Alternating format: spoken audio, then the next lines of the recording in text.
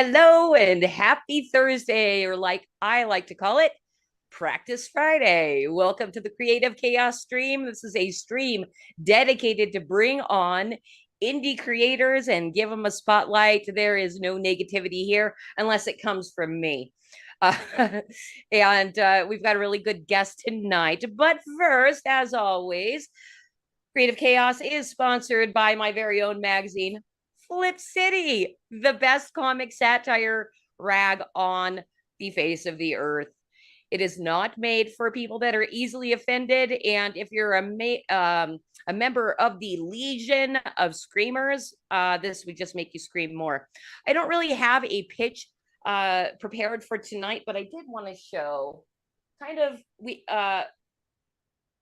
our body of work. So this is how thick and our collection of Flip City magazines are. Most of them are still for sale at flipcitymag.com, and we are in the middle of our 5th year publishing, so we're excited about that. It's quite an accomplishment to be an independent producer of things that you're not supposed to say, and last this long. We haven't been canceled yet. We've been trying really, really hard to be canceled for years, even kind of poking the bear of the woke and everything. And the best thing that comes out of that is awesome content that we publish inside the magazine. If you pick up some of our past issues, you'll see all the hate that Flip City's been getting over the years because we troll it out, and it's really fun. My guest tonight as well gave us a really great compliment that he was laughing his ass off, and it's the first time in many, many years he's done so while reading something, not watching. So we encourage you to pick a Flip City magazine up today. Go to flipcitymag.com and pick up past issues, or subscribe, or do both. That's the best thing you could do, is subscribe and pick up some past issues. So that is flipcitymag.com. Again, flipcitymag.com. And I just wanted to say what is up to the chat. And I saw that over on YouTube, my one and only mod, George Washington X, has checked in and said, "What's up?" I don't check to see how many people are viewing live, so I don't know how many lurkers we have. Paul Thaddeus popped in, and my buddy 451 Actual of the No Prisoners podcast on Pilled said, "What is up?" And TGM, wow, that's actually quite a few people checking in over on Pilled, especially on the earlier side. Maybe it's because I actually reposted it saying, "Hey, you guys, come check us out."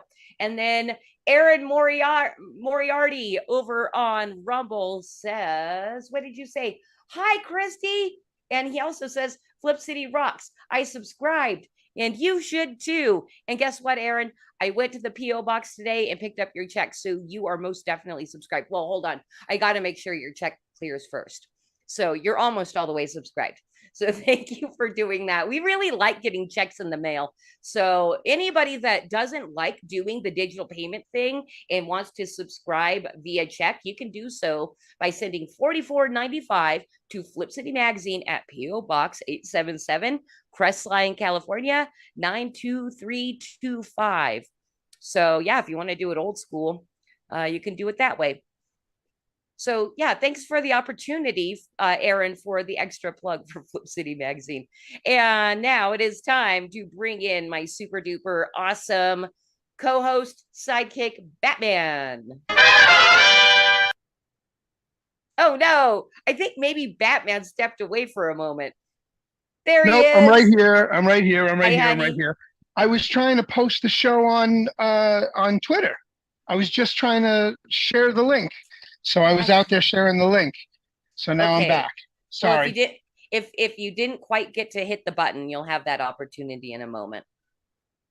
Hit the button for the retweet or whatever, the sharing over on Twitter. Oh, I just shared it out. I just put it out there. If you go to what is it? No, I think I'm Bruce Wayne on X as well. There's no way you claim I'm the one Batman, I think. No, wait. Did I get Bruce Wayne? Or did I do a different? Hold on. What's my handle here? Hold on. Well, I while am you're looking I for am that, Bruce Wayne. I am Bruce Q Wayne on Foxhole. Bruce Q. Wayne on No. I'm sorry, Foxhole. Bruce Q Wayne. It's at Bruce Q Wayne, and the Q stands for Quartermain, not QAnon. I am Bruce Quartermain Wayne, and I am Bruce Q Wayne on X, Twitter, whatever you want to call it. So if you want to follow me, just go to at Bruce Q Wayne, and you'll find me there as well. So I originally created the Q because I just liked the name Quartermain, and it just so happened to coincide around the same time as everybody started getting Q-tarded, and so that's how the Bruce Q Wayne came about. Quartermain just makes me think of like a racehorse. Well, that's yeah, it's a machismo thing more than anything else. So it's Bruce Quartermain Wayne. Okay, got Because it. And everybody since else we're had Bruce Wayne taken 10 different ways to Sunday. and since we're talking about social media, what should people do right now, Batman? They should like, subscribe, and check that thumbs up. Check that gold pill. Click the red pill. Click anywhere you can to give us kudos, and just let the algorithms know, hey, we're out there and you're watching us. So if you're in YouTube, I think it's a thumbs up. If you're in Rumble, it's a thumbs up. If you're in pill.net or Foxhole, it's going to be a red pill. And then you can always send us gold pills, but you don't have to. Just subscribe to flipcitymagazine.com, flipcitymag.com. Go subscribe today. That works for me.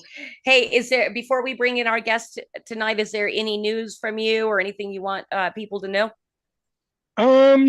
Yeah, actually I would. I'd like people to keep me in their prayers. I'm having some surgeries coming up with what's going on with from this accident, repercussions from the accident. And I have this one's arthroscopic, so it's not that bad. But I just got some really shitty news today, and I'm going to be needing neck surgery again. This neurosurgeon wants to put a titanium plate in my throat, on my vertebrae. Throat? Okay. Well, behind my throat, but he's got to go in through my throat to put it in. Jeez. So it'll be a titanium plate, 4 screws, and a wedge that goes between the cartilage, that goes between the vertebrae to keep the separation.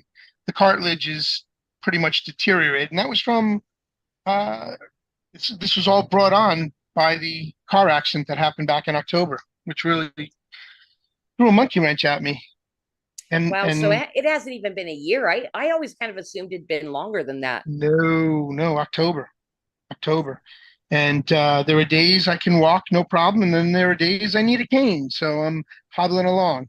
But just keep me in prayer. Just everybody out there, if you're a fan of Foxhole, Flip City Mag, or even Three Beer Men, just whatever it is, whether you are or aren't, just keep us in your prayers. Got a lot going on. Hey, George Washington, thank you, brother. I will definitely keep you in my prayers, Batman, and I don't think there's anything that can slow you down. No, you know what? After the accident, that's when I said I'm done. I'm out. I'm checking out. I do not want to participate in this rat race anymore. I am done being a rat in a cage running the wheel. So I started vacationing a lot and running to different parts of the world. And well, you know the story. I do. We've kind of followed your adventures a little bit here and there, but let's go ahead and bring in our guest. I'm going to go ahead and read him in. So my guest tonight is Doc Blalock, and he is a writer illustrator with a couple of independently published titles under his belt, beginning with his Pariah series, Pariah, Blood and Mud, and now funding A Damned Dirty Thing, publishing under the Dark Gift Comics imprint. A Damned Dirty Things is a thrilling 20-page black and white pulp noir that follows private investigator Jake Bishop, who finds himself embroiled in mystery and murder. But the road he's on will lead him to the case of his life. You can also find Doc's Coffee Shop streaming on the Comic Related Madness YouTube channel, where he spotlights indie creators. I've heard he can get a little steamed up about the current state of our culture and government. So we might get a little bit ranty tonight. We'll find out. But no matter what, I'm sure it's going to be fun. So let's bring in Doc. Hi, Doc. Hello, all you happy people. Okay, wait. I just have to say it. What's up, Doc? Oh, Jesus Christ. I'm sure you get that a lot. Never heard that one before. That's the very first time. It's funny because I was thinking I was going to do the same thing. So Batman, thank you for taking my idea because I totally forgot about it. I over-beautified myself, I think. Because we're on Zoom? The only thing that I think the computer could do to beautify me was to throw me completely out of focus. And I'm okay with that. Yeah. I think my camera is a high def camera, but I never set it to high def. I'm like, nobody wants to see that. I'm not like Nina Infinity or something like that, with that's how beautiful young skin. Yeah, that's how I feel. I said nobody wants to be subjected to this. If I could do my show behind an avatar, I would, but I'm a communicator and I communicate with my hands a lot, and so kind of got to be on the camera there. Plus, I require all of the idiots that come on my show to be on camera. No hiding behind avatars. Yeah, and that's something with this show as well, as I pretty much require that. I think the closest I've allowed somebody to do is he created his own mask. And he's like, I want to come in on a mask. I'm like, okay, as long as you have a camera on, I'm fine with that. Yeah. By the way, also, my show is Wednesdays at 1 p.m. Eastern Standard Time. And it's not only on the Madness Comic Network, but on my own YouTube channel, Doc Blalock. It's right there. I'm the only Doc Blalock on YouTube. Don't confuse me with Batman found Dr. Blalock, who's going to tell you all about some vitamin supplements. That guy's a quack, and I'm not. So, yeah. Yeah, guys, go to DOC Blalock. 2 separate words, DOC Blalock, BLAYLOK. No. And no LOCK. No Y. I'm sorry. It came up anyway. So, go ahead, Doc, why don't you tell everybody how to find you one more time? It's right there. Right there. Doc Blalock. DOC BLALOCK. There's no Y in Blalock unless you're Mookie Blalock, who went to jail. So I'm not him. Related? No, not related. He was a professional basketball player. I can't say how I know him, from his substance abuse issues, except to say I'm a retired substance abuse counselor. Oh, really? Yes. Now, is this because you have abused substances in the past, like how you see on Intervention? No. Okay. No, I am not a recovering addict. I actually went to college and whatever. I did that. Primarily, I started off in medicine in the Navy, but I was working in the ERs both in and when I got out, and I got tired of watching people die. So I thought, what can I do to continue to help people without going home soaked in other people's bodily fluids? And I decided mental health. So I decided to be a counselor because, if you make an appointment with a counselor, those cats are making, $120 an hour minimum. And I thought, that's a great gig. I'll do that. Except God said, no, you're going to be a substance abuse counselor. They're the minimum wage counselors. So that's what I ended up doing. But in the course of that career, I won't drop any names, but I've won a World Series ring. I've won a Super Bowl ring. I've had my picture taken with Grammy Award winners and with an Academy Award winner who owns a town here in Georgia. Wow. Okay. But no names mentioned. No names. Don't sue me, whoever you are. It's anon for a reason, right? It's anonymous. It's anonymous. Now, I'm not strictly held to any kind of HIPAA violations anymore because I've been more than 5 years retired. So, but I don't throw people under the bus. Right. It's nice. It's good that you still have discretion. So no tell-alls in your future.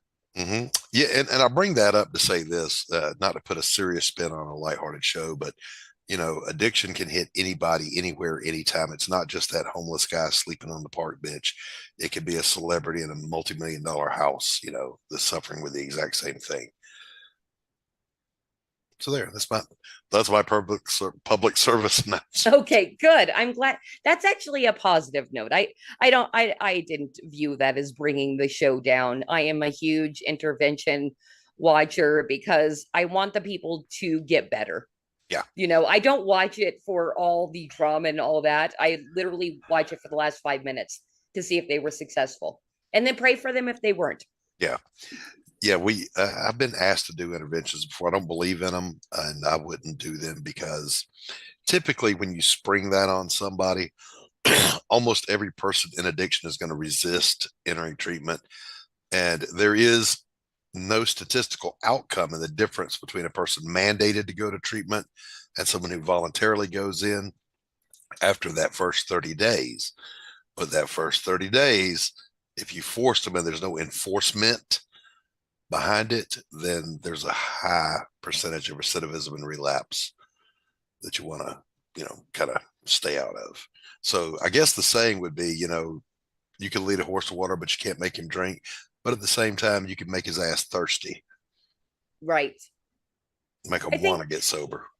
Yeah. Well, okay. Totally understandable. Let's switch the topic though. Let's do. Okay. I am curious. Let's start with this. Why don't you just give people the elevator pitch of A Damn Dirty Thing? What is this thing all about? So Jake Bishop is a character that we actually meet originally was going to be in the second Pariah book as a private investigator who's on the trail of Elizabeth Payne, the star of the Pariah series. But I thought, he needs a bigger intro because the more I was drawing of him and he was coming to life, the more I really dug that character. So I decided to go ahead and do A Damn Dirty Thing. Now, I'll say this very quickly. Pariah is 3 parts and done. Jake Bishop will be going on until they put me in the ground. I've already written several of the scripts for the next several issues. I'm writing a novella with each of the comic books, between 100 and 110 pages each. And Jake Bishop is a private investigator who lives in Solomon City, particularly the neighborhood called Iron Gate. And he's what he calls a ditch wizard. So he has some supernatural abilities, but he has no formal training with it. And so he just kind of figures it out as he goes.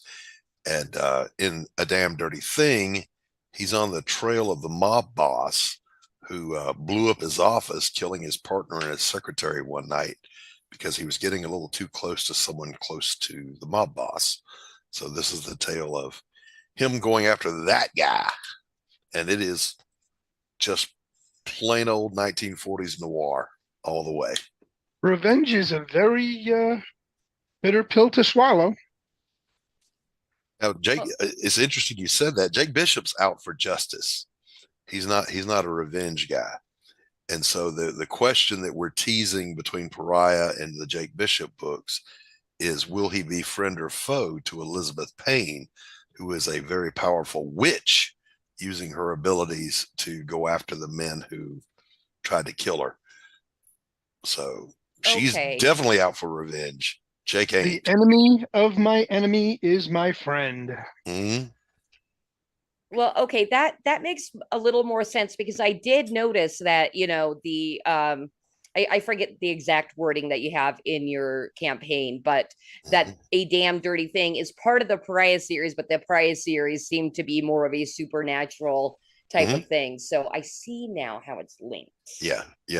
I had done a scene in the second Pariah book where Jake meets Elizabeth for the first time without setting up, of course, the backstory. You just see this mysterious guy. He's skulking around the alleyways where she has committed one of her revenge kills. And he tracks her down and they have a little conversation. And he pretty much says, you really shouldn't be out here alone. And she says, I'm never alone. And she's got that 12-foot tall golem that obeys her every whim. That's just like the size of the Hulk. And he goes, all right, but we need to get him off the street. And Lunchbox can't come in the house. So they leave him outside and they go in and they have their exchange of ideas, shall we say. Okay. And am I correct in the little research that I did on you to prepare for our interview tonight? It looks like you just kind of hopped into the comic sphere recently, like within the last year or two. I returned to it. Okay. So way back in the 90s, I did independent comic books for the small press as a penciler only. I worked for Pocket Change Comics, Fusion Press, two others that I honestly can't even remember the name of them. And it was fun and it was a little extra money in your pocket, but it was stressful and it was more work than I needed. I'm actually a fine art painter. I'm an impressionistic landscape painter. And I've always done that. I've been doing that for, gosh, 40 years now. And when the world ended under under a certain administration, whereas the paintings were paying the bills, I couldn't give a painting away. So just I'm gonna give a shout out to Ethan, even though Ethan's kind of love him or hate him. I had actually super chatted him that I wish there was something like Comicsgate or Iron Age for fine artists because blah blah blah. And he actually he brought up my fine art website, looked at my paintings. Artie Bear was there and Billy Tucci was there, and they oohed and awed over my paintings. And Ethan said, "I don't know what to tell you, man. Come do comic books with us." And I went, "I know how to do comic books." Okay, cool. So I jumped back in. Nice. Now, before doing the whole or starting the Pariah series, had you written before, or was this already something in your mind that you'd been working on in the background? I've written before. I actually have two other novels, but I had never written a comic book well, that's a lie. I wrote one called Alpha Strike, and it was ready to go to publication, but that company folded up like a cheap shirt, and it never went to publication, and I never thought about it again. Pariah came about, everyone kind of says it's kind of like I Spit on Your Grave, and that's fine if that's the way you want to think about it. But it actually was inspired by my favorite writer, contemporary writer, was Tom Clancy. And I had just read Without Remorse. And it's the story of a Navy SEAL getting revenge on the drug gang that killed his girlfriend. And you can imagine how fucked up that kind of revenge is. And how creative a Navy SEAL would get in killing these people. Right. And just as I was sitting there all alone in the living room sipping some coffee, I went, that'd be fucked up if they had done something like that to a witch and she lived and the idea was born. And so I started thinking about it. Laurie Calcaterra and I cut up. We talk about someone will see you sitting there just kind of staring off into space and they'll say, "What are you doing?" "I'm working. I'm creating this world in my head. I'm writing this story." And I write a lot of it long before I ever sit down at the keyboard and start writing. Mm-hmm. But then because you've done that, laid that groundwork in your mind, once you start writing, it just flows. Right. Well, and I am interested. Do you still have your fine art website up? Can people find that and buy from you? Or I can give you the link. I'll send it to you in Twitter and DMs. Okay. I'm scared to leave this screen though, because I had a hard time getting back here, but we'll give it a go. Okay. Okay. I'm like, you don't have to do it right this second if you don't want to, but yeah, I'd be interested in looking at some of your paintings. And well, so you personally, are you into comic books? Do you like comic books? Do you like heroes? What's your deal? The answer to that question is kind of easy. The answer is yes. I started collecting comics in the 70s. Let me find my way back to you. All right, that's in your DMs in Twitter. Oh, cool. And then, of course, I grew up and I joined the Navy, and the mom did what moms do. They throw your collection away. And then I started collecting again in the early 90s, and right before Image popped on the scene. And I started collecting again, and I had, maybe 2 or 3 long boxes, and then I was doing comics at that time. And then I went on vacation to Virginia Beach, and I got robbed, and someone stole my collection and sold it back to my LCS. And then that's it. I'm not going to collect anymore. So I love the medium. I love the art. of it. But right now, my drive is not superheroes, capes, and tights. It's noir. It's I love everything about the aesthetics of the 1940s. Jake Bishop's world and Elizabeth Payne's world, star of Pariah. They live in a world that's contemporary with ours, but the aesthetics of the 1940s never went away. They decided we're looking as good as we're ever going to look right now with fashion and the cars and everything. There's no need to change it. So they didn't, Yeah. but they have all of our technology. They just call it different things from what we call it. A computer is a data type, for example. And yeah, That's pretty cool. So you continued on with the language swap, doing that, I guess the dialect and the encyclopedia of the day, which is really cool that you were able to do that. So what is a cell phone called? I'm curious. A phone. A phone. Okay. It's a phone. It's a phone. But the internet is called the oh Lord, what is it called? It's in the book. I can't remember right now. They call the internet something else. They have all of our technology, but it looks retro. Everything looks retro. I mean, she's got a laptop, but if you ever saw the front of it, there's dials and things on the front of it, and he's got an old school 2-piece phone, but he can just speak into it like a smartphone and tell it to call so and so, and they'll do it. That's really funny. So it's kind of like steampunk. A little steampunky, but let's call it steam noir. Oh yes. Because why not? I like it. Yeah, exactly. I love that. Can you guys hear me? Yeah. Yes, Can sir. you hear me? Yes, sir. Okay. So more along the lines of like the Maltese Falcon style noir. Very much. Yeah, I saw that when I looked at your website. I was rather impressed. Well, thank you. Thank you very much. It was good. If you think about Batman the Animated Series when it came out, it's got a very 1940s look to it, but he's got computers. Oh, it does. He's got computers and phones and all the technology. So it's not groundbreaking to do that, but it's certainly something I embraced wholeheartedly. Yeah. Now, do you know a little bit of something? I mean, you touched on it, so now we got to go there. Okay, so bear with me on this.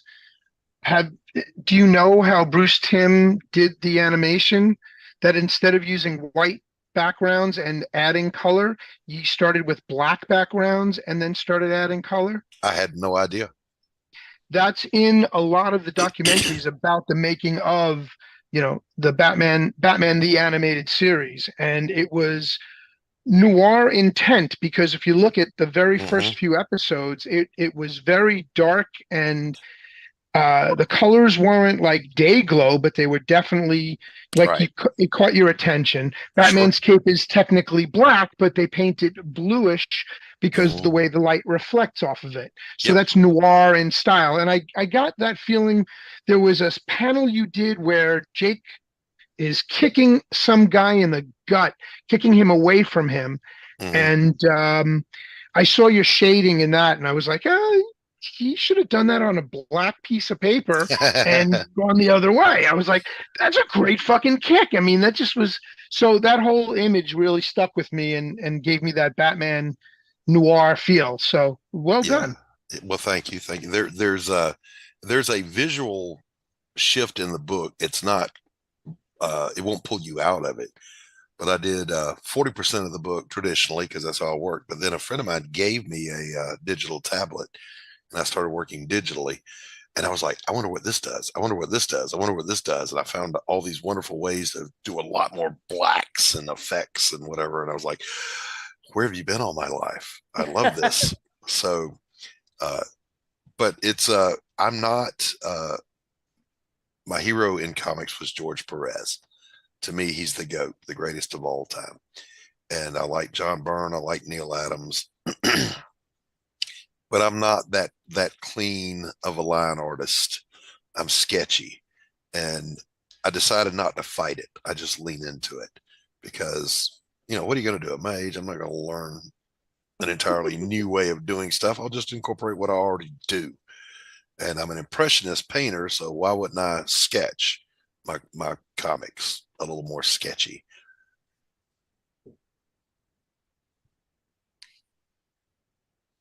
Oh, there we go. Well, thank you, Cause, so much for bringing up. Now we know Doc's real name. That's correct. We're doxing Doc. That's now. right.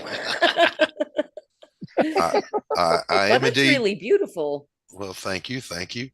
And there is a tab there that says gallery. I think you can go look at several images and kind of scroll through them if you wish.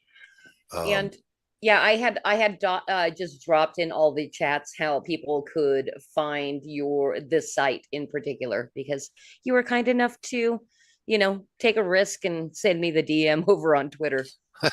and I really don't look at DMs or do much of that during a stream, so it was kind of like we teamed up to do something risky.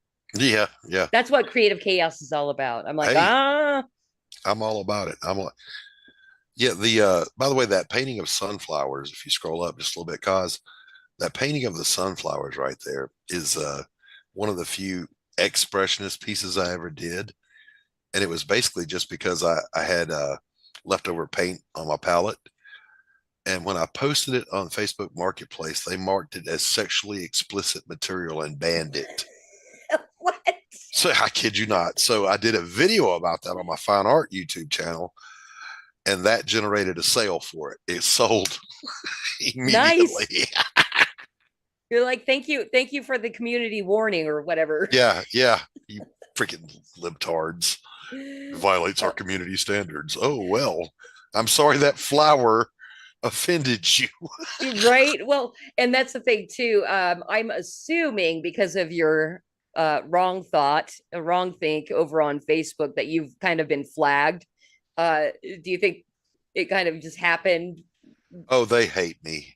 They hate me.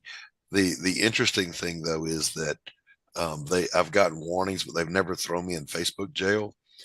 And I'm not sure if that's because I fight them so hard when they come at me, or if it's because I'm not being offensive enough. I mean, I certainly try. Or it could be that your reach just isn't that much. So you're a small guy. Well, you're not worth it. Well, maybe. Several of my friends have been to Facebook jail though, and they don't even have as many followers or friends as I do. I see. So, but I've got one buddy. He goes hard at everything, and he'll disappear for 30 days at a time and come back. Where you been? I was in Facebook jail. I still haven't landed in Facebook jail. I try to temper my Facebook posts though, because the point is, at least for me, to bring attention to our business. Right. It's like, well, it's not really going to help me to get shadow banned or anything, but I know for sure that our business page over there is shadow banned because we have over 500 followers on Facebook, and you know how they give you your stats of like how many impressions or whatever. Zero all the time. Wow. Yeah. Wow. Yeah. I'm like, how does that happen? I don't know. I've never understood the algorithms, and I've got a couple of friends that they are YouTubers. That's their thing, and they stress over their watch hours and their engagement. And I don't even know where to look that stuff up because I just don't care. You know, I just want to tell stories in my comic books, and when I do my show, we are House Food and Facebook channel. I don't know. They won't send me. But I just want to tell stories, and I do my little show, and it's just entertainment. And yes, we do have people on to talk about their projects or whatever, but mostly we just kind of like Flip City. We do a big meme review. We do a great moments in comics, and then we just talk about the issues of the day, and we interact with the chat, and we have a good time. But I do, as I said backstage to you, Christy, I warn anyone watching, if you're easily offended, this is not the place for you. This is not a safe space. Don't come in here. It's what attracted me to your show in particular. I think it's the very first question I asked was, is it really this way? And you're like, damn straight it is. I'm like, okay, I like you already. That's right. It is the podcast that won't rust, bust, collect dust, kink, stink, turn pink, or rattle that sings rainy season for 90 days or your money gladly refunded. If we ain't got it, we'll get it. When we get it, we'll funk it, ram it, damn it, pack it up and take it out to your car. No tipping, please. Nice. I didn't know you could rap. Hey, I just real quick, I just wanted to say what's up to Mr. and no, Mrs. Good Stuff. I don't and Good Stuff. What's So up, they Good are Stuffs? watching.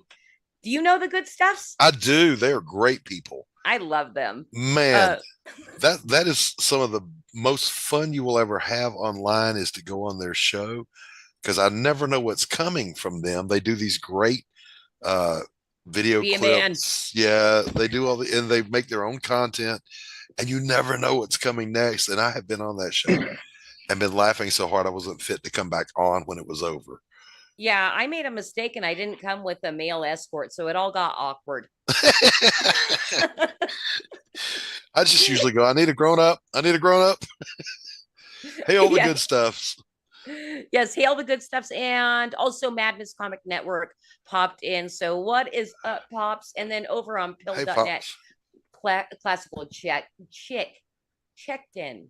So I'm caught up. I am caught up.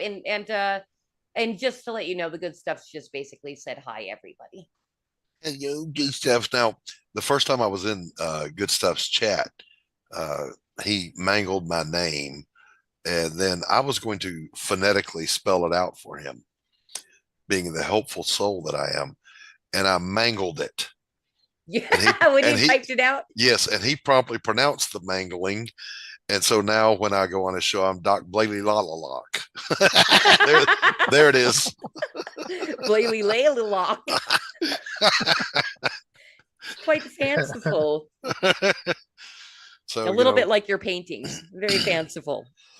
Well, thank you. Thank you. I'm not even sure what that means, but fanciful. No, I'm offended now.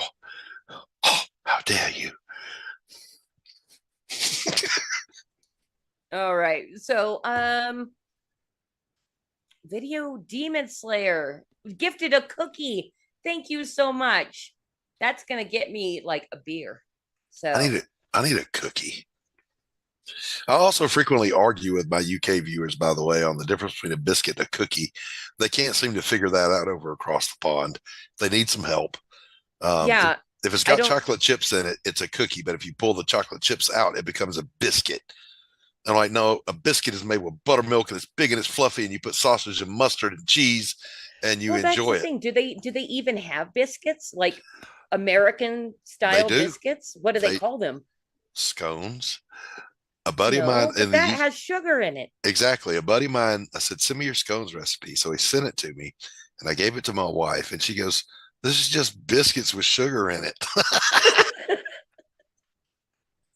So they're all screwed up over there. They need to come on over, particularly down here in the lovely southeastern United States, and enjoy some real biscuits. Absolutely.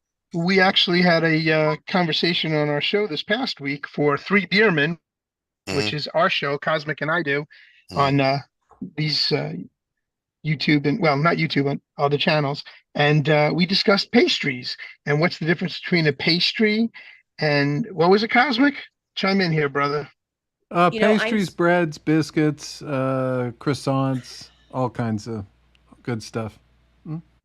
Yep. Good stuff. As a matter of fact, Cosmic was tweaking a recipe this afternoon when I called in to check out what we're doing for tonight's show, and just touch base with him. And I want to know, how did those cookies come out, Cos? They turned out good this time. You'll see them on the show this week.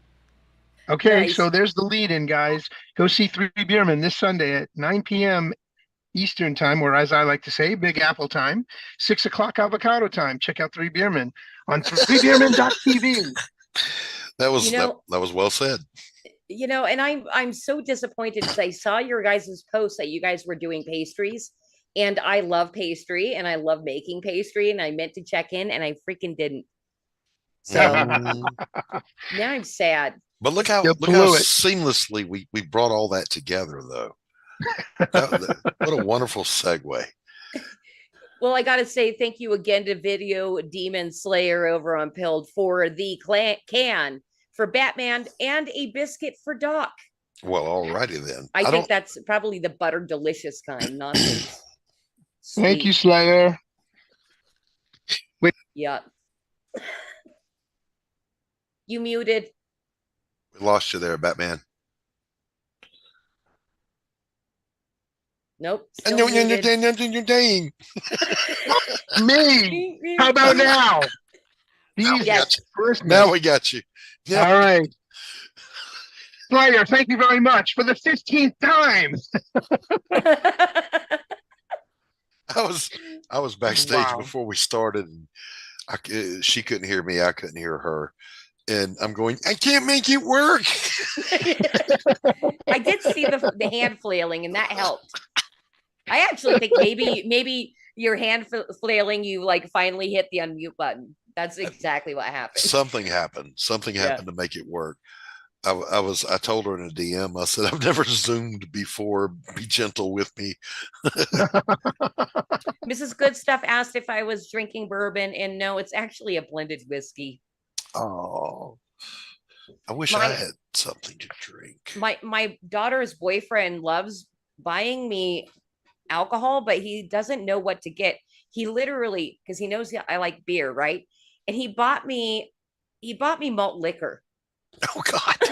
And I was like, I couldn't have it. I had to bag on him. I'm like, Alex, you're so sweet that you like want to bring me beer, but like, bruh, this is malt liquor. It says it right on the label. Yes. It's kind of sad, because he's trying to bring gifts and all that kind of stuff. But he's trying to appease the mother-in-law figure. Yes, exactly. Ply her with booze and she'll accept me. I don't know. It's funny. I do accept him. I really like him. He's a very based guy, especially when you think of like, the fact that my daughter's Gen Z and all that. So I'm happy about that. But it's like, okay, honey, you need to learn a little more about beer and liquor, and then, we'll be cool. Yeah. So that does beg the question. You are, as Batman said, you are in avocado land. How is it that you have remained in touch with reality, living in the biggest zoo in America? That's a good question, actually. It's because I think 9/11 woke me up to everything's not cool and fine, and the government's not your friend. Mm-hmm. And that's basically what happened. And once you wake up, you can't go back to sleep, and then you just piss off the rest of your liberal family, and yeah, I'm ever so popular at family get-togethers. It's I have a dysfunctional family. We don't talk about our problems, so it is literally like we talk about the weather and all that kind of stuff. And dude, when COVID hit though, because I'm trying to like shake these people awake, like, oh my God, this and this and this and this is gonna happen. Like, this is right at the beginning. I'm telling them all these things are gonna happen. They're basically telling me to, STFU. Yep. And I'm like, okay, fine. I'm going to sit in the corner and pout, but whatever. And then everything that I said was going to happen happened. Has any of them ever said, besides my dad? My dad was like, dude, you guys were crazy on point. Like, and I'm like, actually, thank you so much, Dad, for just recognizing and saying it. Right. It's not like I wanted to be right about anything, but I knew what was going to happen. And I wanted to warn everybody. Yeah, about every 10 years I try warning people, but they tell me to STFU, and then when everything comes true, they're not going to come back and say, wow, that's kind of crazy how you knew all that, because I'm the crazy one. So just remember that the left always has a very persuasive argument, and it's this: shut up. Yeah. Okay. Don't talk. You know what, Doc? I think that's actually a perfect segue into our first segment. Are you cool? Are you done talking about yourself? I don't ever want to talk about myself. I'm unworthy of attention. Well, and this, my parents said so. Oh, my heart.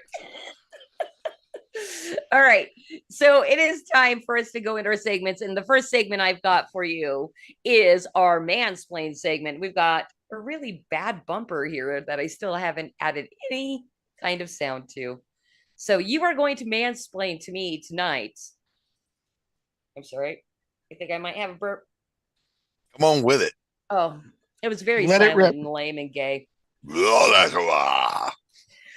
I want you to mansplain to me how you can get a liberal person to listen to your points. Oh, because also I actually appreciate men. And that's why we do mansplain on Creative Chaos, is to give you guys a platform, because you guys are suppressed and silenced. Anyway, so mansplain to me how to get a liberal to actually listen to you. You can't. You have to let the pendulum that they have pulled all the way as far as it'll go swing back and hit them between the eyes. Their first instinct will be to jump up and call you a fascist, and that's all your fault that happened. But then, like 1 out of 8 of them will have a light bulb moment, an epiphany, and they go, "Hey, maybe there's some kind of correlation between cause and effect after all." But to get them to listen to logic, no, that'll never happen. You were very specific with the 1 out of 8. And I know men are way better at the maths than women. Is that a true statistic? 1 out of 8? It is statistically true that 1 out of 8 persons, when they enter into a cognitive behavioral therapy session, will have an epiphany and a breakthrough and be able to move forward. So I just extrapolate that to the general public. So wait, you counsel people still to this day. No. Do you do more than you don't? Okay. No, so were you doing, when you were working as a therapist, were you doing more than 8 people in a group? Yeah, I've done groups as large as 30 at a time when it's substance. Oh, wow. That's psychoeducational. That's more teaching and interacting. But then you also do session work. So a typical day for me is 2 2-hour groups, 1 in the morning, 1 in the evening, and then see patients in between in individual sessions. And at some point in there, find the time to eat lunch, pay the bills, pay your secretary. I'm so sorry, Kira, about the chair. I apologize. Okay. I want to hear that. Like now you got to fill us in. That needs a little explanation. So when I sold my practice and I retired, I also sold most of the furniture and the furnishings and all that stuff. But I needed a new chair here in my studio. And so I kept my secretary's chair. Now, rewind a little bit. She was always bitching about the chair. It's uncomfortable. It hurts my butt, blah, blah, blah. And I said, there's nothing wrong with that chair. It's brand new. You just sit there. This chair hurts my ass every day of my life. So I've got a memory foam pillow under my big ass and it still hurts. And so I'm so sorry, Kira. I'm so sorry. How long was she your secretary for? All day. No, I mean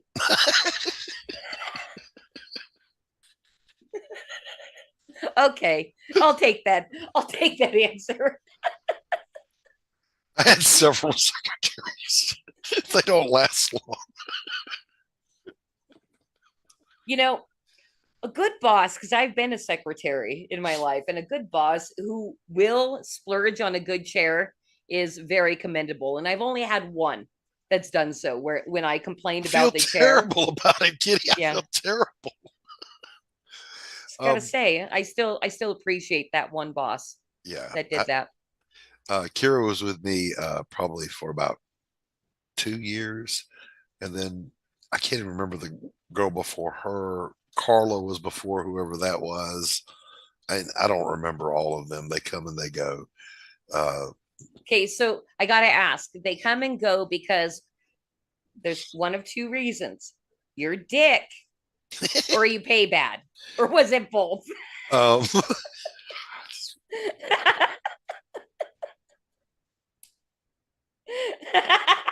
a great boss, but I was very demanding, and I did pay well. Okay. To the point where I didn't pay myself enough. But I don't know. It's one of those things where they can always find better pay and better working conditions somewhere else. Okay. Because there's a lot, when I do the dictation at the end of the day and she's got to type all that up, have it filed, and that process never stops. So it's a never ending pile of work. And then you have emergency shit that happens after hours, and then all of that has to be transcribed and filed, and insurance claims, blah blah blah blah blah. So yeah, she worked way harder than I did. I just talked to people. Okay. I did enjoy that kind of work, working directly with, a business owner and everything. But Batman, you wanted to chime in.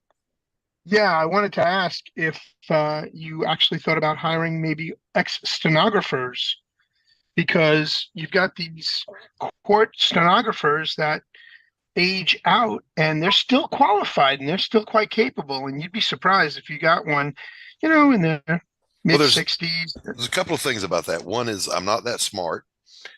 And two, it never occurred to me to do that. I mostly just hired, like, I'd see homeless people on the side of the road. Hey, you want a job? Well, hey, you're God's given you community. Yeah, exactly. God's given you a path. You've got to follow it. So you hire the homeless. It's okay. It works. But then it doesn't. So look into that. Yeah, the interview process was, do you have a pulse? And are you able to get here on time every day? Yes. Okay, you're hired. Because I'll teach you everything else you need to know. But I'm retired now, so I don't even worry about it anymore. But there's a lot of times when I think, God, man, I wish I could afford to hire a personal assistant now, because retirement's busier than work was. That's good. That's actually really good, Doc, because you hear there's a statistic out there, and I couldn't even tell you what it was because I'm not good at the maths, but that people that aren't busy during retirement, you literally die pretty freaking quick after that. Yeah. And I do know when I first retired, I was painting, and I'm alone back here in my studio all day. And when I'm painting, my day usually starts before the sun comes up, and I paint till way deep in the night. And I take one break during the day. And I was talking to my dog a lot. And the dog doesn't give good feedback. I was just going to ask if it talked back. And I was starting to go a little stir crazy there. So there's no community of fine artists doing what we do in comic books, where we interact with each other like we're doing now. That just doesn't exist. So it was not lonely, because I don't get lonely, but it was certainly isolating, which is fine for the most part. I tend to enjoy peace and quiet and whatever, but it did get a little straining on the nerves. Okay. Well, I think it's time to lighten it up a little bit, or get even more dark. I don't want to be dark. I'm so sorry. No. I wore my Hawaiian shirt and everything. What I'm saying is you can go either way with this. This is your choice, because we are going to head into Conspiracy Corner.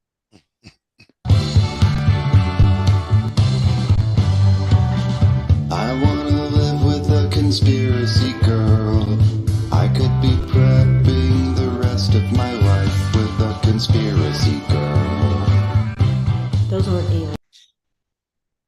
Thank you, Dr. Clown, for the conspiracy girl stinger. We love you, Dr. Clown. That was awesome. It is, and it's a full song. You can go check out Media Bear on YouTube. I forgot to put his link in the description tonight, but it's been in basically every other Creative Chaos. So I know, I gleaned really from watching Doc's Coffee Shop multiple times, and your conversation with Pops over there and everything, that you don't really trust the government. And when somebody doesn't trust the government, they're obviously a conspiracy theorist, right? Right, of course. So I just got to know how crazy you are. Just throw it at me. What's your craziest conspiracy theory? My craziest conspiracy theory is whatever. I mean, first of all, I've seen with my own eyes the FEMA death camps that are guarded by Bigfoot and run by Elvis. No, I want to believe in Bigfoot desperately. You watch David Politis? Mine is Thinker Thunker. I like Thinker Thunker. And also, what's his name? Bob Gimlin. I watch his. But Also, I now believe in UFOs when I didn't before, because when I saw the footage from the Navy Hornets tracking that one, I recognized everything that they showed me as legit right up front. And I'm like, yeah, those guys aren't lying. That really happened. However, the conspiracy behind it isn't whether or not those things exist. It's how long has the government known they exist? Why are they releasing it when they release it, and whatever? That's kind of the conspiracy that niggles in the back of my brain. Okay, and is this the one that what you're referring to? Is that one where you see they're tracking the UFO in their little, shooter box? Mm-hmm. Yep. And that's what's interesting. Yes, the thing is performing in a way that nothing we have can perform, but our technology was tracking it, and if we can track it, we can shoot it. So that gives me a little bit of hope. Like if they get nasty, we could pickle off a missile and maybe poke one of them in the eye. Maybe. I guess maybe, but you'd think that their shielding is kind of like because we for 4th of July we watched Independence Day. So they actually have like really great shields, so we can't do shit to them. Well, I mean, they don't have Norton antivirus though, Christy. We'll just upload a virus and get them bitches. I'm really surprised you were so quick on that, because when was last time we watched Independence Day? I haven't seen it in a while. I did love that movie though. It was terrible. Great. It's terrible. It's a great movie. It's great. So bad. It's family friendly fun about the end of the world. We're very judgmental in this household, so it's terrible. Look, it's the modern day Close Encounters. Close Encounters. That's what it is to me. It's a modern day Close Encounters. Yeah. Well, I mean, it's not really modern anymore, though, Bruce. We're getting old. Yeah, this is true. This is in the 90s. Yeah, I think 96. Yeah, it's been a minute. Wow. Holy shit. Oh. Have you guys seen that they're putting out Twisters? Yeah. Talking of 90s movies. Jeez. How bankrupt is Hollywood? I mean, they can't do anything new or creative. Nothing original is coming out of Hollywood for the last 10, 12 years. Easy. The last good movie I saw was Gary Oldman as Winston Churchill in Darkest Hour.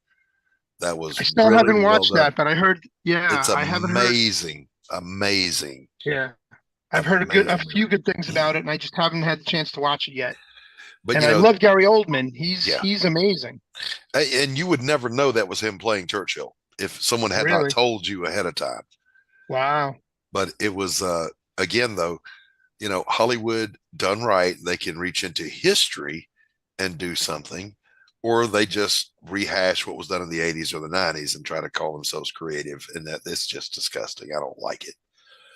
I'm waiting for another Bill and Ted's Excellent Adventures remake. It's got to be coming soon. It's got to be coming. I'm sure. Either a sequel, a prequel, or a remake. That's the whole formula. Like they said on South Park, put a chick in it, make her gay. There you go. That's your new version. Basically, I still haven't seen the latest remake of Bill and Ted. What was that one called even? Where they had daughters, right? I don't even know. I didn't watch it. Yes, they had. Yeah, they had. Well, I'm an old Bill and Ted fan. I'm a pop culture fan, so I get into those things. I used to be big into movies, big into comics, big into collectibles and toys and things, and hence where I came from, Nerds in a Bar to Three Beermen, and Christy and I hooked up, and we do this now. And I got to tell you, I turned off movies and Hollyweird probably just after COVID. I was like, fuck them all. I don't need it. I don't want it. I canceled my cable subscription the night of the election 2020 when they called Arizona at 9:30 at night for Biden. I was like, are you fucking kidding me? Trump was up, and then they called Biden like an hour later, and they hadn't even closed the vote yet. Don't get sideways about that. Everyone knows that Joe Biden's the most popular president in history. Mm-hmm. He got more votes than Barry Obama. Yeah, come on. Everybody and they were all knows dead. They were all dying to vote for him. Yes. Yeah, they didn't board up the windows of the counting rooms. Don't believe your eyes. See, this is the thing. And I made a big rant about this on not my last show, the one before. The media has covered for the left for so long that now they have to be like in the scene in Casablanca. I'm shocked to learn gambling's going on in here. They have to pretend that they didn't know that Biden was this doddering, infirm, dementia-ridden old maggot, and they're surprised. They're as surprised as anyone else. Well, here's the thing. If they would lie to you about something you can see with your own eyes, as frequently as we've seen that bumbling idiot out on the world stage embarrassing America, then what else were they lying about and covering up for? No, don't believe what remember CNN cut in and said they had to stop counting in Atlanta, Fulton County, because of a water pipe bust. And then they called, if you quoted that clip, they called that a conspiracy theory. When it was on tape, you can go back and play it. It's still on YouTube. They may have taken it down now, but it was up forever. What about that woman, Ruby, who was on her Facebook page while she was recounting the ballots twice? Stupid ass. Hopefully she's still in jail. I know they did arrest her, but remember this though, Bruce, that when they roll in all those big ass igloo coolers on wheels, that's just high-tech camera gear, because that's what you carry multi-thousands of dollars worth of equipment in for photography and filming. Igloo coolers. Unbelievable, man. Don't believe your own eyes. How dare you? Yeah. How dare you believe your own eyes? Give me that tinfoil hat. Well, that's what's been interesting about watching, everybody turn on Biden since the debate. Like the only thing I'm seeing is that this has all been planned. Okay, now it's time to like flip the script a little bit. And I personally don't believe Biden is going to end up on the ballot. It's going to be somebody else. I don't know if you feel that way, Bruce or Doc. I'm torn. Biden will be there till the end unless they Clinton side him, which is a possibility. So if they do Clinton side him, here's the problem. They have to put Hamilton suck-a-dick Harris in place. They don't want her in. She's worse than Biden because she's got no fucking brain. At least he's got a part of one. She doesn't even have the excuse of dementia. The prediction that I made was along those lines, that they would I'm scared to even say the words. I'm so used to YouTube censoring every word. No, see, this is why I wear the hat, is so that YouTube doesn't censor us. Oh, okay. We're just being silly. We're protected. Okay. Yeah. So the conspiracy is old Joe will go quietly and valiantly in his sleep, and the nation will be in mourning, and Kamala will ride the sympathy wave and the woman of color and the first woman wave, and just try to eke past this gigantic red wave that's coming. But I really think this one's going to be too big to rig. I think Trump's in there no matter what they do. I don't know. I've just become so disillusioned. Like since COVID, it made me lose faith in all of humanity. COVID did. And then also the original Steel. Really, I'm like, wow, they really want us to know. It's so in our faces. So that makes me think, too big to rig. Okay, I guess, but they don't care if we see it. Yeah, they don't care if we see the rigging, a lot of so truth. They're just going to. There's a lot of truth to that, and that's why I said I'm of two minds about it. All I can do at this point is in spite of my potty mouth, I am a Christian, so I pray. I pray that Trump gets in there and we can turn this thing around, because we ain't surviving another 4 years of this. And that's what's going to happen. I do agree with that. Yeah, I do too.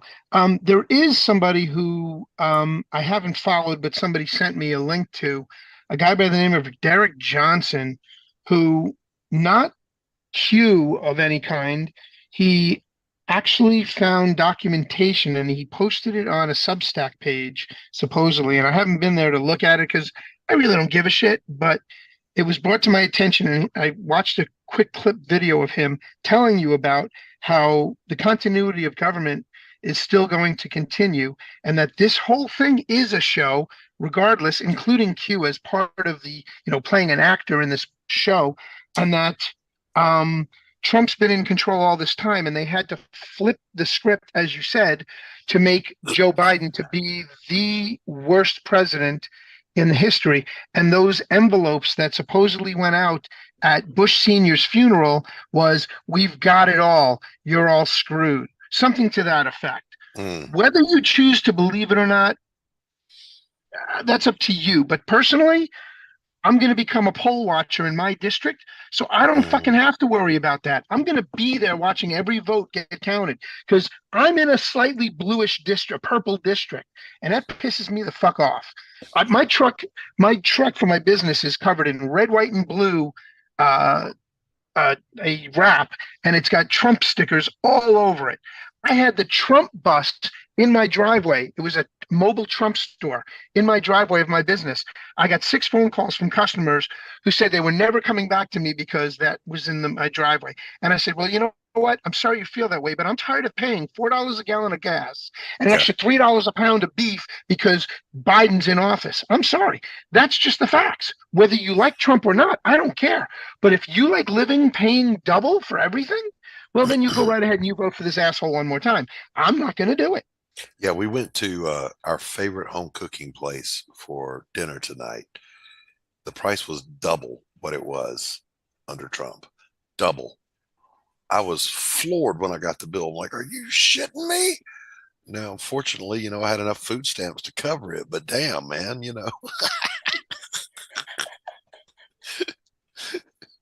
a pound of liver, and I was able to get us out of there. Don't eat, kids. Just get to the car. That's what our friends used to use the sperm bank for. They needed a little extra cash to go to the sperm bank and make a deposit and get some withdrawal. Yeah, donate a kidney so you can afford a tank of gas. But I lived through this before. All right, I was there under Carter. And it was bad. It was bad. We were told that's the new normal, just like Obama said, what's it going to do? Wave a magic wand? Well, yeah, he waved one. Carter said this is the new normal, the new misery index. Remember the misery index? And Reagan came in and said, fuck that. Watch what we can do when the government gets out of the way. And what happened? We had a roaring economy. We won the Cold War. Hail Reagan, and happy days, I firmly believe that's where we're at right now. Yep. And it is, because look at what came out of the Reagan era. If you remember correctly, the phrase was coined Reaganomics. Mm-hmm.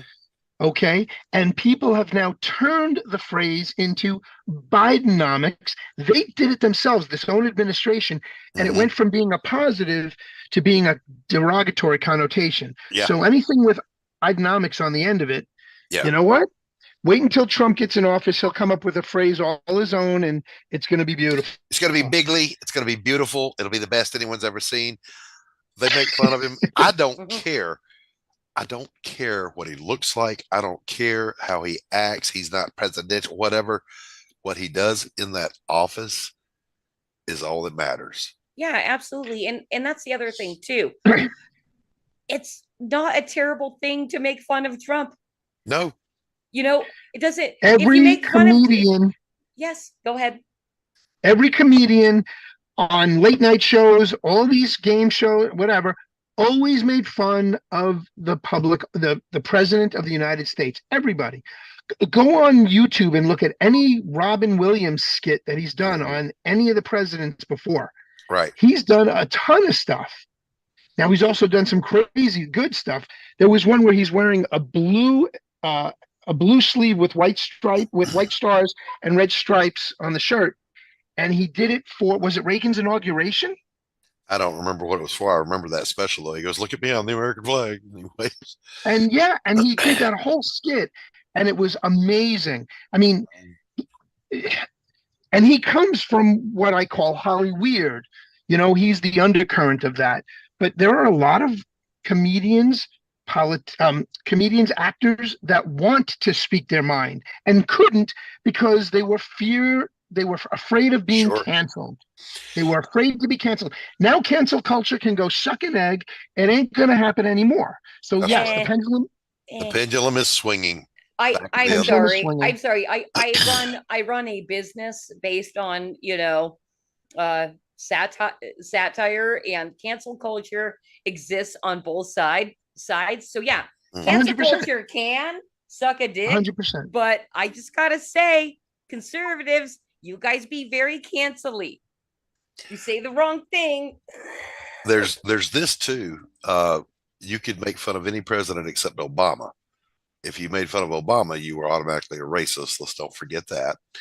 And well, I mean, that was his whole presidency, was making us all racist. Yes. Again, he said it in the beginning. He was going to fundamentally change America. And guess what? The motherfucker made us a Muslim style country. Yeah, he was ungood. Well, my main thing when thinking about Obama is because me being a little bit younger than you and being Gen X, you big boomers over here, you boomer dudes, is race relations, especially me growing up in Southern California. It's kind of a great melting pot. Fucking, I had Black friends. We were all able to be kind of racist to one another and have a good laugh. And then that was that. Yeah. You know, growing up in the 70s, early 70s, there was no racism. I didn't hear the N-word till I heard it from Hollywood. And I'm in the deep South. I'm in the deep South. Now, my father was an educator. He was a principal of the schools and he was a football coach and whatever. So he didn't tolerate that kind of crap. My mother ran the first integrated kindergarten in our state, and it was just no big deal here. It just wasn't. And then all of a sudden now it's like, everything is a ist or a phobe or whatever. And pay attention, lefties, as I say the following. That dog ain't gonna hunt no more. I'm sorry. You played that card too many times. The pendulum is swinging back. And I'm telling you, that's a big ass pendulum. You might want to move out of the way, because it's coming back through. Yeah. Nope, I agree. All right. Well, thank you, Doc, for bringing it back down again. Damn it, Bobby. He's trying to stay positive, y'all. I do the best I can with what I got. Where's my medicine? I think you made a comment. I'm sorry. He made a comment about, not hearing it till Hollywood. But I think it's funny because I grew up more in the mid 70s into the 80s. I'm only a couple of years younger than you, Doc. I just had my 60th young birthday. Mm-hmm. So I'm only 30. I don't know what you're talking about. Okay. There you go. Hell, you're bolder than me, damn it. But I remember NWA coming out on the scenes, and all my friends were listening to NWA. And what did NWA stand for? And if you said it, nobody said anything about it. Right. It wasn't a big thing. You said it with an A. You didn't say it with a hard R like Biden does down south, and yeah. So he's so creepy. So creepy. Yeah. It's not a joke. Hey, Batman, I just gotta say that Tim Hayes over on YouTube popped in to say what's up, and he goes, "Who is this Batman dude?" And then our good buddy George Washington X says, "He is a national treasure." Thank you, George. God bless you, brother. Batman, damn it. All right, and on that note, let's get Doc branded. He needs to be Flip City branded. I'm ready. I think he's a man of our own heart over here, and I have quite a role for him. So does he know what's about to happen? Does he really know what's about to happen? I don't think he actually really knows what's about to happen. I'm frightened. Okay, good. So Hey, I don't know Batman, because I've played this character. There's only 2 characters in this tonight. And hey, Cause, if you can just bring up the very first slide of what we're gonna do tonight. All right, so this is our Karen series. Okay. And this is Karen. We're not doing the very first in this, so this is why I have this slide. So there's Karen on the left. That turns into Karen on the right. And Jigglypuff. Yeah, so basically she kind of turns into a superhero. You know, and she has a BFF, and I think that's on this next slide that's coming up, and you're going to play her BFF. Oh God. All right. So this is her BFF, and this that's is also country, brother. So you're going to play Mangina, and I chose this particularly because I thought your voice was perfect for Mangina. I'm very feminine. And then, hey, I don't know, Batman, because I've played Karen so many times. I don't know if you want. Nah, do you want to, or do you want me to play? Fuck it. I'll do it. You'll do it? Fuck yeah. All right, you play Karen, but you need to be as feminine as possible. Okay, I'll try. All right, so I get to sit back and just laugh my ass off at you two being idiots. Okay. Let's do it. So yeah, so Doc, you're playing Mangina. Bruce is Karen. This is you all, Bruce. Okay. Okay, hold on. I gotta get my camera right. Hey again, guys. Here I am. I can't read it because my Zoom is in the way. Writing like my 3rd article this week. This week, I'm going to the is that me still? Yep. Oh, sorry. This week, I'm going to the cancer fundraiser walkathon march. I'm going with my bestie, Georges. Georges is like my best friend and ally. Z's a real progressive, and like half the alphabet, Z's a feminist. Z's trans, and Z's also a lesbian.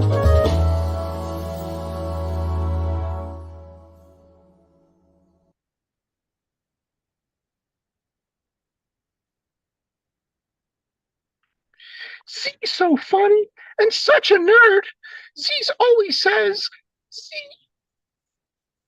wants to restore balance, the femforce, and bring peace to the gay Linksy. Z's the best.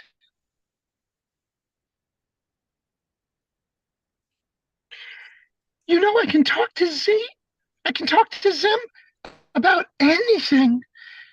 Is this 92 see-through?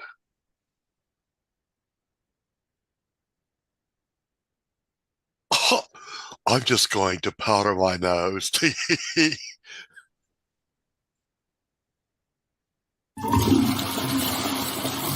2 minutes later. Are these panties too tight?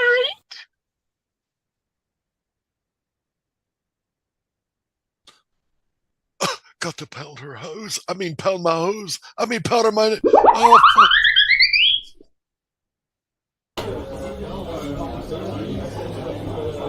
So there we were at the cancer walkathon, waiting for the march to begin. So then I said, I don't even. You know what I mean? Oh, yeah, sure.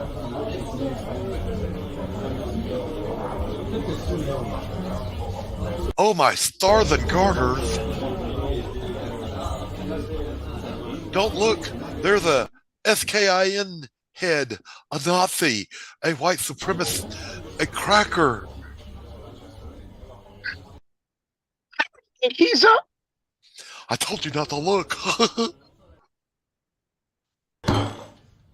That's it. I've had just about enough. Why should I put up with the scum? I'm going to give him a piece of my mind. And then I saw it. My friend was just like me. A hero. A warrior. Z was... Mangina. This is pussy country, baby. Hey, Fritz.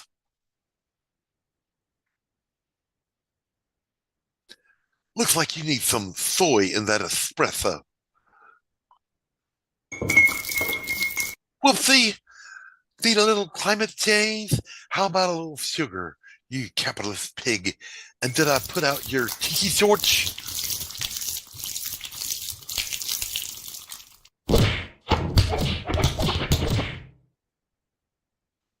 Come on, Cav. Racist, misogynists, homophobes are everywhere. I bet he isn't even double vaxxed.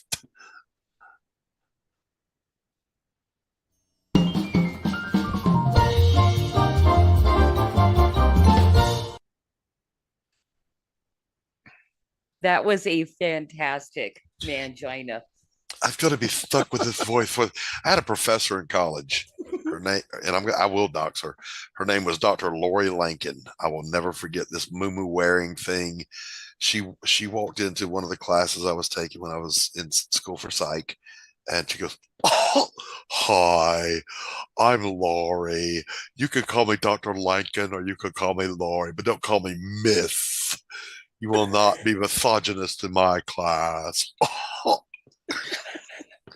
And I was so like, she was the cowardly lion. And I was like, I am so fucked. She put up signs around the room, stations, starting with strongly agree, disagree, strongly disagree. And she would make statements, and you had to go stand under whichever one.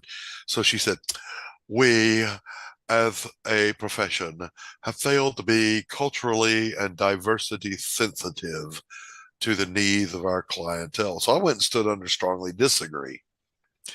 And she said, and I quote, "Oh, Mr. Blalock, why do you disagree?" I said, "Because I ain't failed at shit."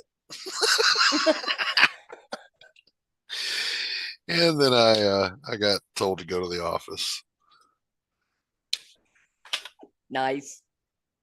I went outside and smoked a stogie. Yeah, sounds like the right thing to do. You know me, I look like an out-of-work tennis instructor back in the day.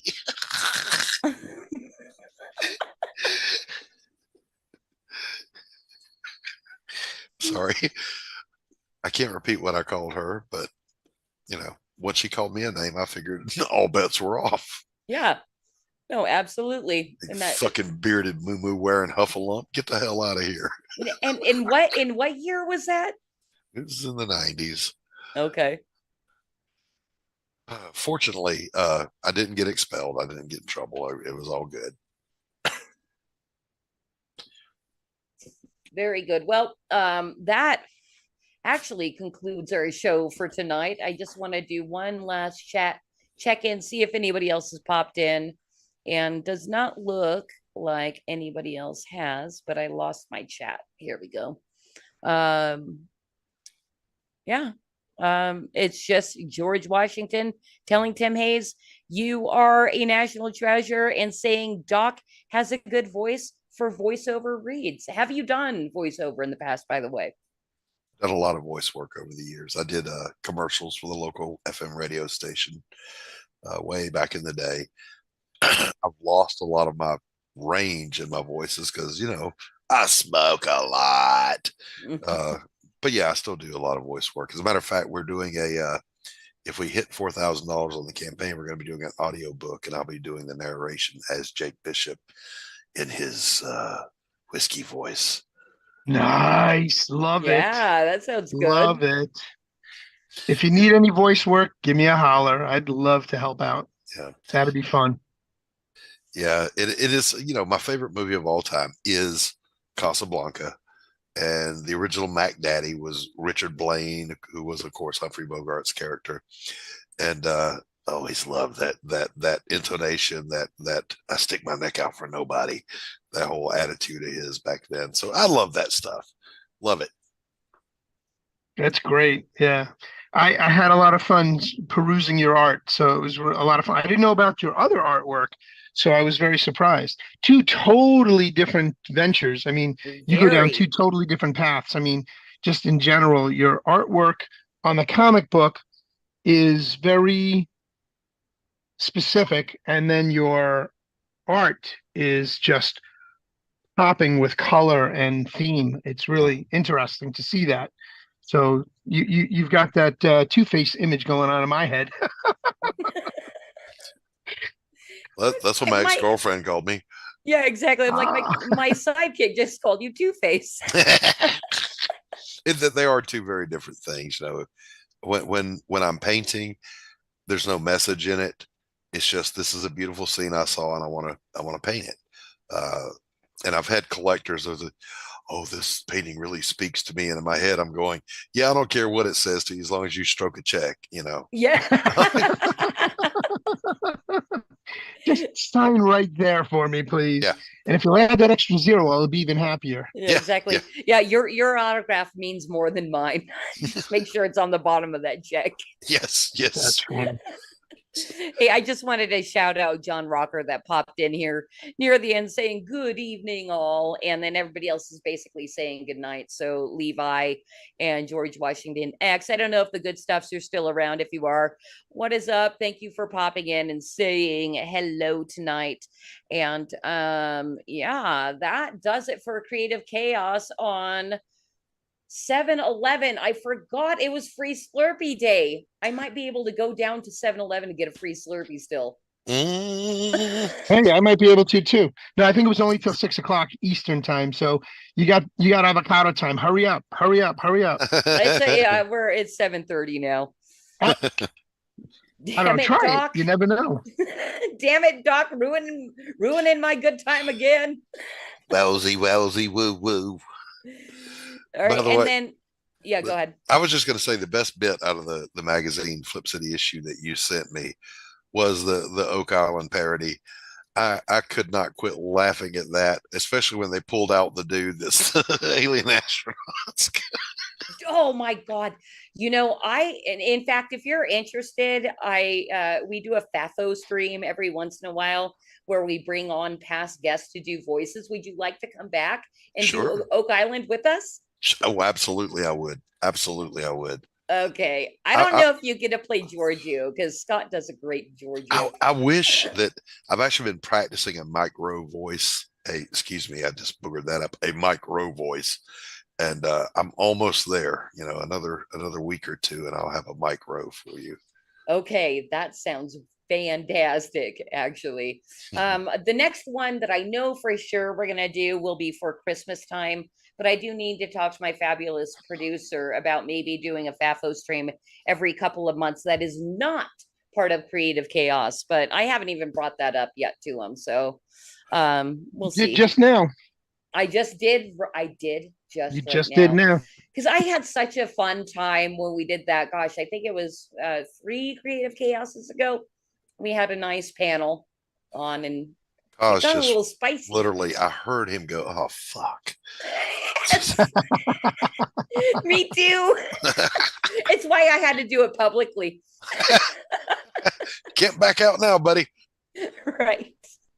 Yeah, so okay, you are on my list of invitees for the next time we have a FAFO stream, so we can do some live reads. And beyond that, I think you're gonna like a lot of our other parodies that we do. And I love hearing the different things people say are their favorite things in each magazine, because it truly is a variety magazine. Yes, it is. And it does, you know, I know you get this all the time. But God, I loved Mad Magazine. Cracked was okay. This is that turned up to 11. And I love it. I was You got to have them do a promo with that. I do that. Yeah. That is my face every time. I think I did it with Mike Barron when he said nice things. I go, because it feels good. We worked really hard at it. Yeah, when someone enjoys your stuff and you get some accolades, nothing wrong with that dopamine hit. You know, you put a lot of heart and soul into it. You like a little, you know, a little of this. Yes, or even just a pat on the head. I'll take that too. And just don't pat it hard. I get blisters. I'm sensitive. Okay, so for people to pat you on the head, where do you want them doing that? Well, preferably behind closed doors. I'm Doc Blalock. You can find me on YouTube at Doc Blalock. I'm the only Doc Blalock on YouTube. You can go over to Fund My Comic and type in A Damn Dirty Thing, and you'll find my campaign, which is, it's a storefront, so it'll stay open for a little while. And we're going to do our first print run here very shortly. Everything's finished. It's ready to go. And you can follow me on the Twixter at I'm Doc Blalock 8404.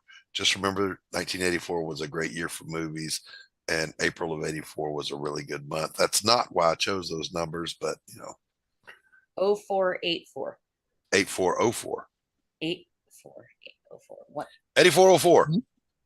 Okay. Year before the month. 8404. Year before the month. Yeah, 8404 is actually was my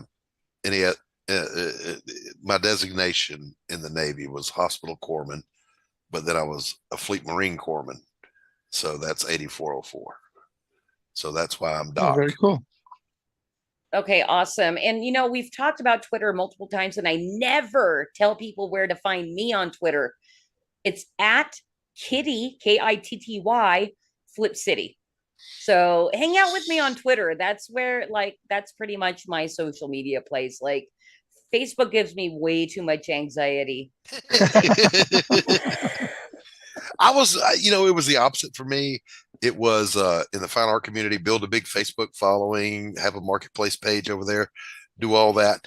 And when I came over to the comic book world, they said, you got to be on Twitter to get any kind of success. I was like, yeah, but that's a shithole. I don't want to be on Twitter. But, I've learned to bifurcate my mind. I go over to Twitter and I'm the Doc that makes comic books. And when I go over to Facebook, I'm just Doc, I'm just me. I've learned a new word tonight, bifurcate. Bifurcate? Okay. All right, cool. And I just have to say really quick, Ben Sullivan checked in over on YouTube saying, damn, it's the end of the show, and saying hello to me and you, Batman, and Doc as well. And I just have to say, Ben, because I'm sure you're still listening, Doc just gave us giant props on Ancient Avians and Jerks of Joke Island. And Doc, just to let you know, Ben Sullivan is the artist on all of our parodies. Fantastic artwork, my man. Keep it up. That is the kind of shit that just rocks. I love it. And you nailed the faces on those guys. Yeah. And I'm sorry, I can't get past that. We found a nail. Yes. Dude, the relationship between Ben and Scott, because Scott writes the parodies, he sends them over to Ben, but Ben just knocks it out of the park. Scott and his relationship isn't I want you to draw this, and this, and this. He lets him have it, and Ben just delivers over and over. And I encourage you to go look for Easter eggs, because that's something great about Ben. I fully intend to, and I want to get physical copies, and I shall. Yay! That's why I bring people on, is because I just want you to buy the magazine. I pretend to care about what you're doing. We're only here to shill people. Ka-ching. Batman. I love embarrassing Batman. Batman, like, why the fuck am I her sidekick? We had fun. This was a fun show. I had a good time. Doc's an interesting character, and I had a good time chatting. And I had a good time too. I appreciate it. I was terrified. No, you weren't. Horrified. You're terrified of a guy who looks like Yosemite Sam? Really? You can tell that I'm bashful. I'm shy. I'm camera shy. I have stage fright. No, I could not tell at all. And also check out Doc's Coffee Shop. And you said that's every Wednesday morning, correct? Wednesdays at 1 p.m. Eastern Standard Time. Because that's how late he sleeps. No. Do you have we get up way before the sun around here. But that's about the time that I become fully conscious. Okay. It takes that much coffee. What were you going to ask me, Batman? Do you have like a linked tree or some sort of main website for them to find all of your different platforms? I'm not that sophisticated. I'm sorry. I'm just not. Okay. Like we have 3beermen.tv and it gives a listing of all the different platforms. I'm sure you could get some insight to that from somebody as, tech savvy as Cosmic, I'm sure, because we have it set up that way and it works really nicely. I need to get a link tree, but there is a part of me, and I'm sorry, Christy, I'm dragging things out. Do you remember the old Andy Griffith show where the street peddler, who was the guy who was the original voice of Winnie the Pooh, was on there? And I don't want to be pushy. I don't like to be pushy. And everyone was buying from him instead of the big department store. And the department store guy was mad at Andy for letting him do that. That's me. I don't want to be pushy. If you like my product, buy it. If you don't, it's okay. If you want to subscribe to my channel, that's cool. If you don't, that's cool too. I just don't want to be pushy. It's funny because I've seen some not the greatest comics out there make a lot of money because they're actually pretty freaking pushy. Mm-hmm. I think that's kind of the game. And I'm not, look, I'll have people come on my show and I will shill their product hard. And then I come on shows like this, people say, tell us about your project. Well, there's this guy and he does some stuff and, I think you'll like it. I have when I was doing fine art showings, a gallery opening, the very first one that ever spotlighted me, I paid somebody to be me, to go there and be me, because I hate talking about the money with people. But you need it. We all need it. I do. And I learned to go to those openings and stand around and pretend that everything those pretentious people are saying is important and profound. And that's very deep. I've never thought of that. Just stroke a fucking check, will you? It's a painting. Have you ever had anybody like really take one of your art pieces and just dissect it so incredibly detailed, like every piece of that painting meant something to them and they just had to have it? Yes, I have. My biggest collector, he passed away last year. He has or had the largest private art collection east of the Mississippi. And wow. He bought 7 pieces from me over the years. And I'm very proud to hang it in his gallery. It's still there. They set it up as a nonprofit trust. They're going to do something with it. I don't know what. But he was, I had just simply painted this scene that was here locally. There was a path through the trees, and it had a small tree on this side and a large tree on that. And it was pretty. So I painted it, and he goes, this just really speaks to me, the division between those two trees. They can never be together again. Like me and his wife, his wife passed away before him, and that path is what separates us, but it converges in the distance. So one day, I'm going, if you see all that in there, brother, that's all you. God bless you. But thank you for your patronage. I truly appreciate it. It's just 2 trees and a path. Yeah. I paint scenes because they're pretty. That's it. It goes no deeper than that. I got to tell you, you've inspired me.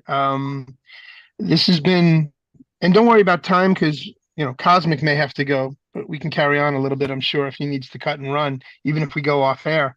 But after my auto accident, I've gotten to the point where I'm well enough to start traveling. I started traveling.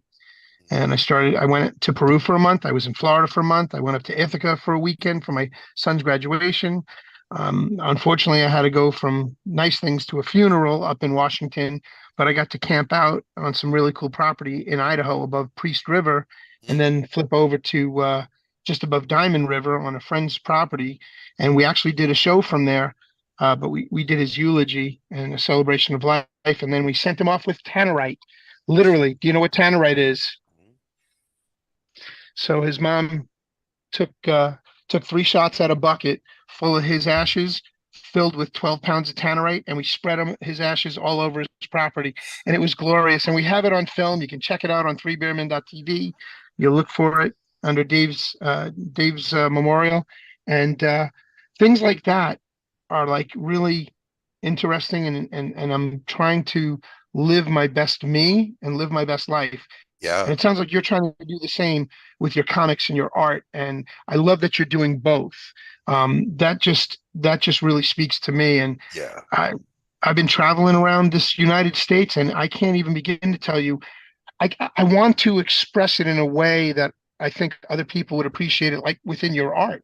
You know, you see a scene or you see something out there in the world, and you have to draw and paint it. And that's what I want to start doing. But I want to start doing the mountain ranges. I went to Machu Picchu. We traveled back from Florida to New York, taking the Blue Ridge Parkway, and we did like 40 miles in 8 hours because we stopped everywhere to see it's beautiful. The beauty of it. It's gorgeous. Beautiful. And the Blue Ridge Parkway is amazing, especially in autumn. As you know, autumn is just breathtaking. I'll say this. If I take every dime I've made in comics, whether it was commission work, my book, first book, second book, whatever, all of that money together is about half what I make on a painting. And I can do a painting in a day. Comic books take months. And I was asked, by the wife, honey, you've made a lot more money with your paintings. I've got the storytelling bug. I like telling my stories, and my paintings don't tell stories. They're just images. And I love painting, and it will always be a passion, but I love telling these stories. I like writing. I like drawing. I like setting the mood. I like the emotion on a face, love all that stuff. So that's the bug, and I'm here till they put me in the grave, I guess. Do what you love doing. And I did drop one more time in the chat. I dropped to your fine art paintings for anybody that wants to patronize that in order to fund your books. I'm sure that would be helpful, right? Absolutely, it would. Never thought of that. Maybe I could start putting paintings on my GoFundMe's. The comic book is funding for $2,000, but you get this painting for $7,000. Hey, don't sell yourself short. Justin Beaumont. Yep, I know Justin. Okay, so Justin sells his panels, and I've got one of his panels. I love the concept, and I was always big into comic art, but I never started collecting it. I just read the comics, and I have a friend of mine from the comic world. That's all he ever did was collect the panels and the artwork, and he's got such a collection that he's got signatures from artists, and he just got Michael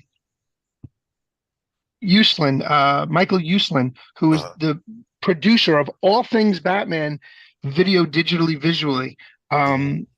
He bought the rights from Warner Brothers back in the 70s, mid 70s, when he could get it for a song and a dance, and he borrowed from anybody and everybody he could, and bought the rights to Batman, and now he is the sole, Batman aficionado next to me.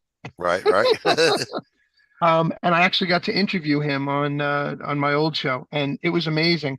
I read both his books. Well, I audio filed both his books.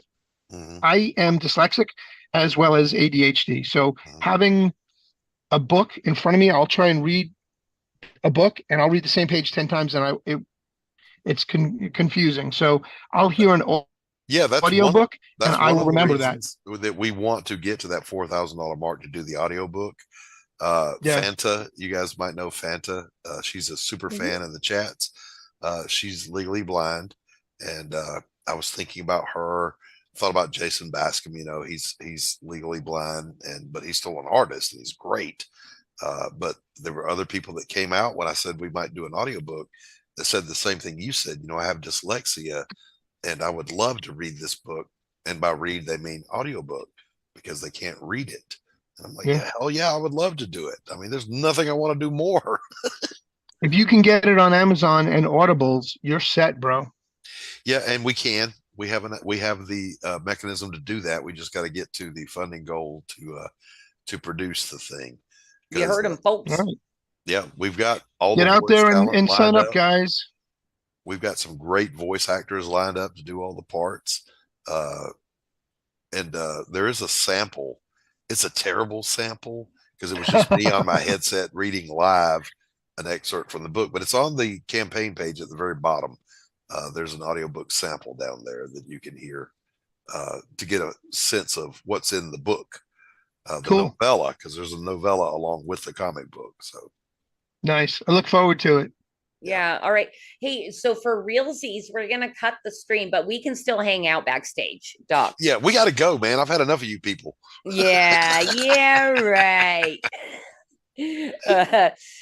So to the chat that's still out there, please like, share, subscribe to whatever platform you're on, subscribe to Flip City. It really helps us with the algorithm because we obviously really care about that.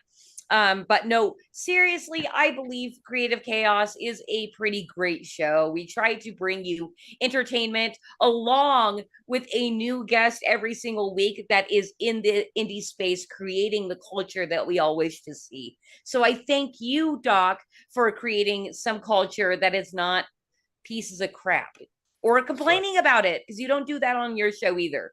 You don't really complain about it. You highlight other artists, and you're doing your own thing as well. That's right. A damn dirty thing set in a time when men were men and women weren't. That's actually a great tagline. And soy didn't exist. That's right. And soy didn't exist. Thanks for having me out, guys. I really appreciate it. You're very welcome, and I hope to have you back on our FAFO stream because, and I got to have you on my show, Christy. Yeah, I know. Got to have you on my show. Thank you for the invite. You are invited. You are invited. You've been invited. Did Pops not tell you? No, I actually DM'd Pop saying, "Hey, is there any way I can get on Doc's stream?" He's like, "Yeah, sure, I'll talk to him." And I think that was 7 months ago or something. Oh, no, you are. The door is wide open. I don't think Pops likes me so much. No, Pops loves you. He speaks very highly of you. No, normally he's organized and he writes shit down. He does all the booking for me. I'll say I'd like to have this person on and he'll arrange it and whatever. Occasionally people reach out to me directly and I tell them, yeah, you can come on my show, but I promise I'll forget. So you better contact Pops. Yeah. And you know what? I think I did the same exact thing that you do is I don't want to bother anybody. I think we all struggle with that, except for Batman. I don't think Batman struggles with that. I don't want to be pushy. Yeah. But yeah, the door's always open, Christy. Anytime that's vacant, that I don't have a booking, you are more than welcome to come on. Well, fantastic. Well, good. I'm glad that I get to come hang out in your coffee shop where it's 100% soy free. That's right. Batman, I know you do 3 Beer Men. I think we've talked about it 5 times tonight. So go check out 3 Beer Men on Sunday nights. They have a fun show. Batman, the producer, Cosmic Grandpa, that you actually get to see on screen. And they have a really fun show. So go check them out. And again, like, share, subscribe. And of course, go subscribe to Flip City Magazine, because I think Doc even thinks this is the funniest thing on the planet. Probably even better than Mad and Cracked ever was, like Mike Barron says as well. It's Mad Magazine turned up to 11. Yes. Much better. Oh, I'm actually using that as a quote. Absolutely quote me. All right. And then you guys check back next week. Same time, same place, Creative Chaos, 6 p.m. My guest will be AC Pritchard. He has tattoos. So I think he's a pretty cool dude because he has tattoos. I met him last week. So, come check us out next week with AC Pritchard. And good night, everybody. Stick around, Doc. We'll talk backstage. All right. Bye. Good night. Good night, everybody. God bless.